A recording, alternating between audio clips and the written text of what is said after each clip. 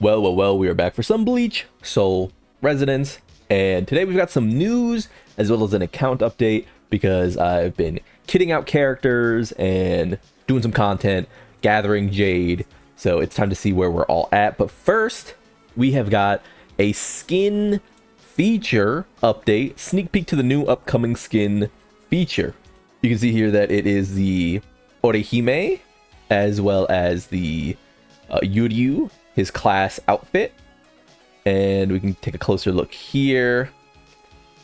Yuryu's looks pretty... I don't know if I would really want like a school outfit Yuryu, but I'm sure some people do. I think more than likely it's just because they literally have this like in the game already, because there's a mission in the story where you literally have to follow Yuryu while he's in his class outfit, so it makes sense.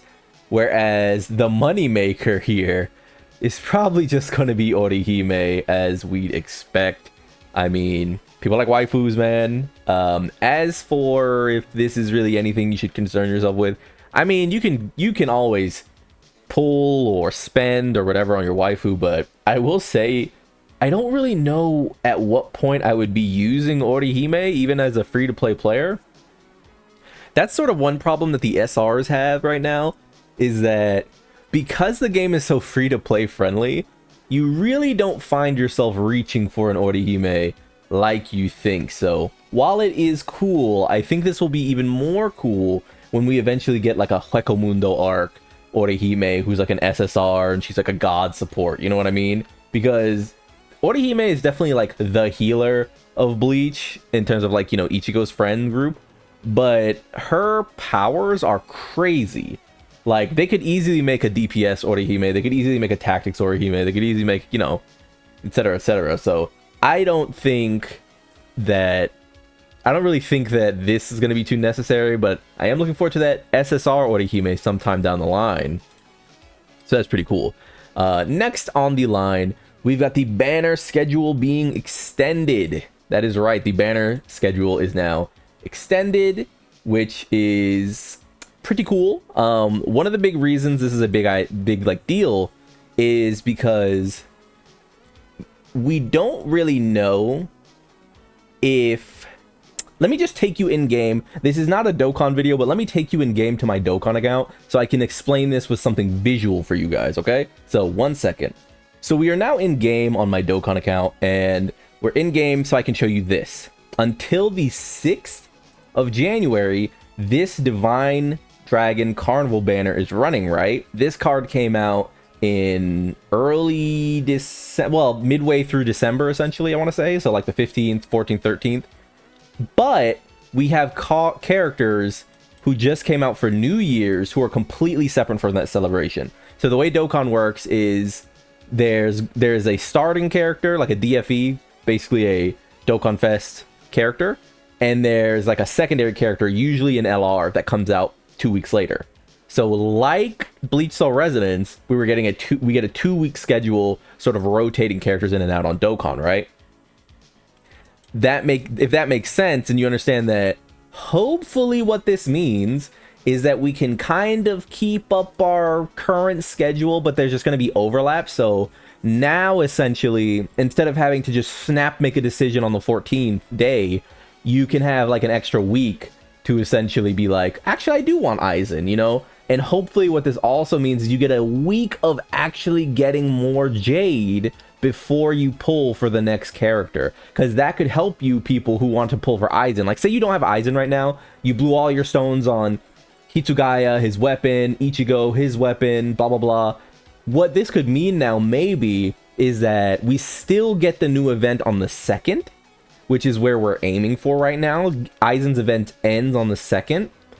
Gin comes out, you get to start doing Gin's content, and then you can still pull on Aizen. That is the best case scenario for something like this. I really like that if this is where we're going with this change here. So that'll be really cool if that is what that means. I would hope that is what that means, and not that we're just going to have to start waiting, you know, almost a month between content cycles. I think that would be bad. I think that would be bad regardless of if it allows you to save or not. 1 month content cycles is tough. The only time you can really get away with that is if you're like Dragon Ball Legends and you're Zenkaiing characters, you're updating characters, you're patching characters, doing things that aren't just releasing characters. Right now, Bleach Soul Resonance is in a position where it's not really buffing characters all the time, even though there were characters who got buffed. And it can't really like Easy A or Zenkai or like rework characters. So I would still like a healthy release schedule of characters to just be happening every 2-ish weeks. I still think that is good for the game. You know what I mean? So let's get into more news. Actually, to return to the previous point, because we're getting more information, increased rewards while extending banner cycles. We will also increase event distribution. We will continue to ensure new activities every week, which will not change. Each version will offer a more generous experience, more gameplay, more content, and more ways to earn summon tickets and resources to help players obtain the characters they want. That is huge news. Again, though, I would like to say that I think the game is in a position where I would like them to consistently be releasing the characters every 2 weeks, maybe 3 weeks if they want to go with that route.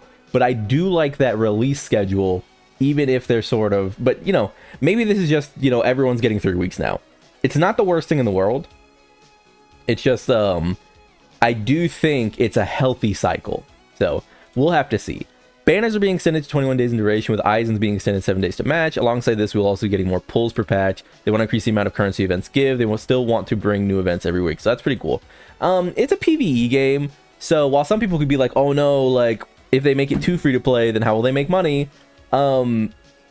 There's such a difference between getting 1 boundary and 2 boundaries and 6 boundaries, especially because there are 3 core things that you need to boundary like awaken or ascend, I guess, in this case. So it's not really that big of a deal. This will not really affect whales or anything. Whales are still going to spend just as much. So this is really just a nice free-to-play buff. Here is something I said. This is something I said up top. I can't remember when, but I said, do not think that just because they keep leaking Gin and Rangiku and all these characters, that they can't just decide to not release Gin. They could. They could easily just decide not to release Gin, right? And do not think because Kenpachi was shown to be Spirit randomly and then Slash randomly and then blah blah blah and all these characters are don't think that like the devs don't pay attention to what gets leaked and what doesn't, right? All of this stuff is still in development. All of that stuff can change so quickly. The only time I would say you could really trust a leak, like trust it 100% accuracy, is if they could show us like this is the event and this is the date.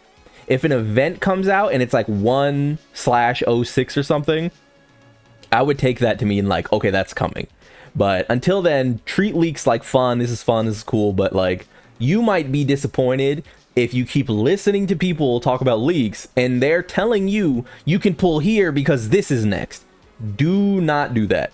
I always say, we know what they look like now, so you could pull and then do this. I said Aizen is certainly going to be a Spirit Tactics character, and with that in mind, that was kind of more obvious because the Spirit team obviously had such a big hole, but as the teams get filled out, it's going to become a lot more random. The only reason that Hitsugaya and Aizen felt so obvious, like I said, is just that it really did feel like there are 4 teams in this game, 4 colors, and one of them just has literally nothing. No SSRs, no anything. So it felt like Spirit was obvious, right? In the case of others, though, just be very careful. Not because I don't think you can trust the information of people, but just because you should practice, care when listening to leak talk, when listening to rumors, when listening to all, blah, blah, blah, blah, blah. Like, just be careful. And we'll move on to the last point here. So the final thing is going to be core engraving pity. The lack of a pity system for core engravings has been heavily criticized since launch. Today, we can confirm that solutions are actively being developed and will be revealed soon. We're testing several options such as single engraving up, selectable up, and other mechanisms. During testing, we'll choose a solution that offers the best experience with an UP system. Players will be able to obtain desired engravings more reliably, avoiding the frustration of endless grinding. This is one of the big ones. We need a way to get these core stamps. I literally have...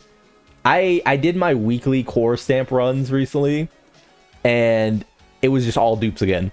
All dupes. I'm still missing Komuras. I'm still missing Aizen's. I'm still missing Hitsugayas. I'm still missing, this and that and this and that, and like I'm just missing still. You know what I mean? So this is a godsend. I would say that as we know this is now a thing, it is kind of suggested, I'm going to say, that you should hold on to your core stamps unless they show us that there's going to be some kind of a retroactive fix. Because once they decide to launch, it says will be revealed soon, which means this has a pseudo date in mind, which means after this week, I used mine for this week.